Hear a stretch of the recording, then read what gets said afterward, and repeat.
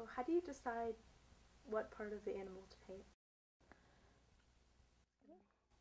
Well, I think when I look at an animal, I think it's the first thing that comes to mind. So if I'll say zebra, you'll think black and white. If I say flamingo, I would think what distinguishes it, if it's the color or a gesture or a pattern on the body.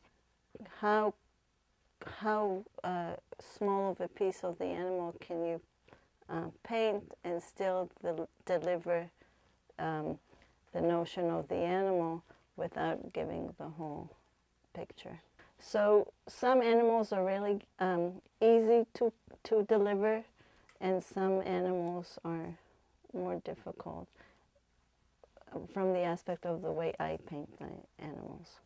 If it's a new animal and I had an idea of what I would like to, what composition I would like to do, and then at home I would realize that it's not a good representation of the animal. So for instance, with elephants, I went to San Diego Zoo and I photographed animals, and I wasn't pleased. I thought I would do the trunk, and I just couldn't find a good photo to paint from. And as I was going through the photographs, I suddenly realized that it would be nice. I think it would be a good composition to do just the feet. They have heavy feet with huge like toenails, and then I had to go back to a zoo. They have wonderful elephants, and they were strolling all around the yard, and I think I took over 1,000 photographs of just the elephants focusing on the feet, focusing on the movement, and I have a good camera that can shoot consecutive, whatever, and I got wonderful photographs. So I'm really looking forward to paint elephants once I'm done with the series I'm working on now. Could you tell me why, among so many things in the world, you choose animal as your subject to paint? What fascinates me with the way I paint is to connect the way animals really are and our perception of them.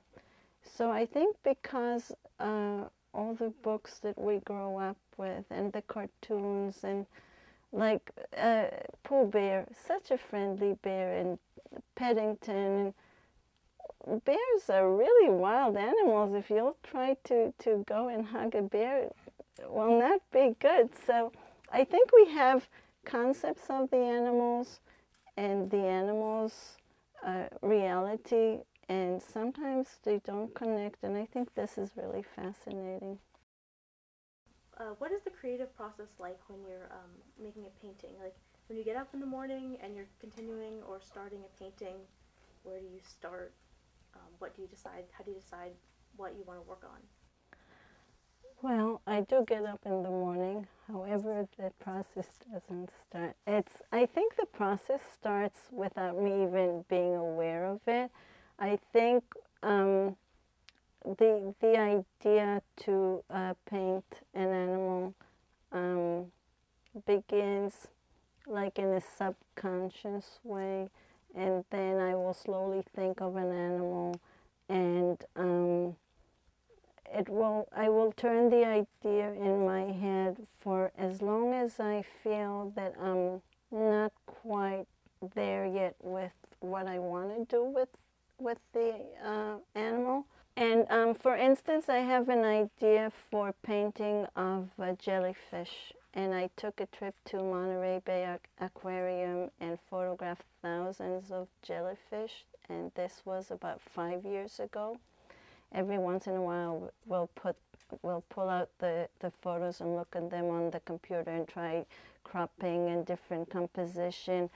And still it's in my head, still I'm thinking of what background I will put and how I will handle the paint, because the jellyfish are transparent. So do I want to give that feel of transparency through very thin layers, or do I want to put heavy gel into it and since I paint with palette knives and impasto heavy paint, so would I get this transparency from a lot of transparent gel in there, or do I want to give the sense of transparency with painting with opaque colors, but imitating the background in such a way that it feels transparent?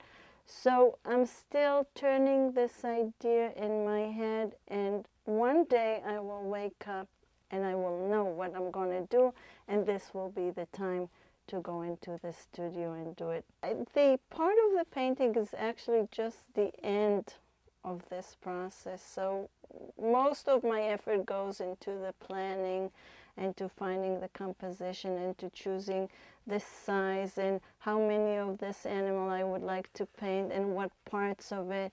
So for instance, with the ostriches, I started with those the heads, because as we were riding into the reserve with the veterinarian in the reserve truck, and she stopped and she was explaining about the ostriches, and they came near and my window was open and I was aiming my camera and I was photographing, and I was so excited because they were coming near, and one of them was, she was on top of me really, and she was looking, and I said, oh nice, and I was clicking, and suddenly boom, she hit the lens of the camera. So it was so exciting for me, this experience, that this is how I started. But then as I was getting into painting the ostriches, I got so enthusiastic about it that I have more paintings of the body, and I want to do the feet. So I have all those plans for the ostriches.